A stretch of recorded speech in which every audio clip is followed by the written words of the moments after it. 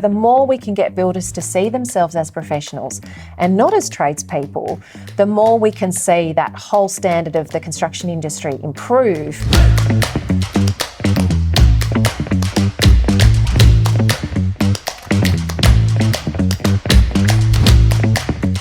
All right, this is a good one because I think it's something that needs to be discussed. So, Amelia, why do you think it is in the industry that I guess some designers, architects and clients treat builders as if the builder's a tradie? It is a really interesting one, and I think some of what I say and some of what we talk about may rub some builders up the wrong way, but I'm hoping that you can listen, hear it with the best intentions, which is how it's met, because it's been really eye-opening for me, particularly in the work we've been doing with Live Life Build. I've known at some level that architects and clients and designers see builders a certain way. I've seen it in my own work. There's been this weird sort of blue collar, white collar thing that's happened, particularly between architects and builders. There's also just this strange animosity that can exist for some reason between the industries, which for me I find really odd, because some of the best working relationships I've had have been with builders that we've got along really, really well and worked really well together to create fantastic projects. But it goes back to that thing that we speak about a lot inside Live Life Build, which is you teach people how to treat you.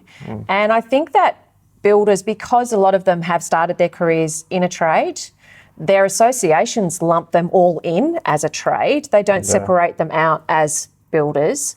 We inside Live Life Build are wanting to elevate the professionalism of the residential construction industry, and we're wanting builders to see themselves as professionals, but they still operate and behave and act like tradies. And so if that's how you're going to act, then you can't be surprised if that's how people end up treating you. Yeah, and it is a hard one because, as you just said, like our associations, our industry bodies, like we're like a builder is licensed and governed and regulated in the same groups as what tradies are. So if our own industry bodies and associations aren't separating us, then you can understand why clients and architects and things would put us in the same basket. And do you think it's also a lot to do with, I guess, tradies not stepping up and taking that, like having that mindset and that belief that they are a professional business? Like they are, like a builder is not a tradie based. It is a professional business that has a lot of risk, a lot of responsibility. What do you think about that? Yeah, I think a lot of builders get scared by the idea of considering themselves a professional, and particularly if they've been somebody who's always thought of themselves as a tradesperson, that the word professional can be associated with lawyers and accountants and even architects, and some kind of other person that is a snob or is, you know, not their kind of people, or is somebody who went to university. I mean, that there is a lot of traditional kind of definition around the word professional, that it is somebody that goes to university, which to me in this day and age seems so old-fashioned. And instead, for us, speaking about builders acting like professionals is actually about setting a standard of quality about how they operate their business.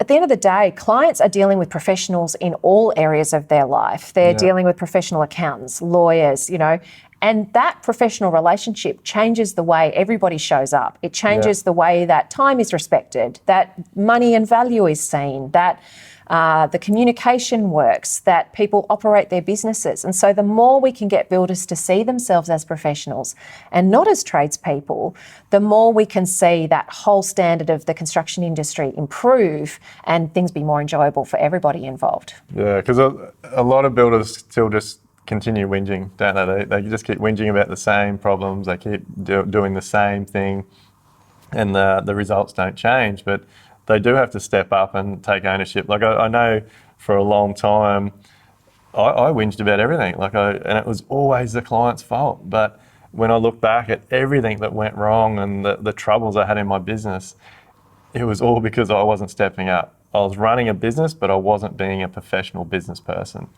I think too, there's that thing of they can get scared about this idea of taking responsibility for those things, and they can then act like tradies. So they can walk on site with a team and still muck around and be mates with the people that are working for them, and forget that they're actually supposed to be the one setting the standard for how the business needs to work, how things need to be run.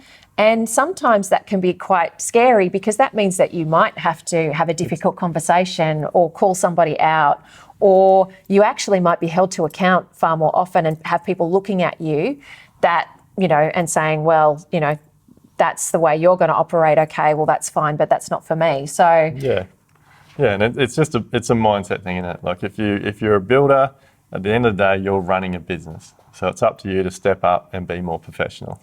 And you'll get much better results with architects, designers and clients if you actually act like a professional builder as well.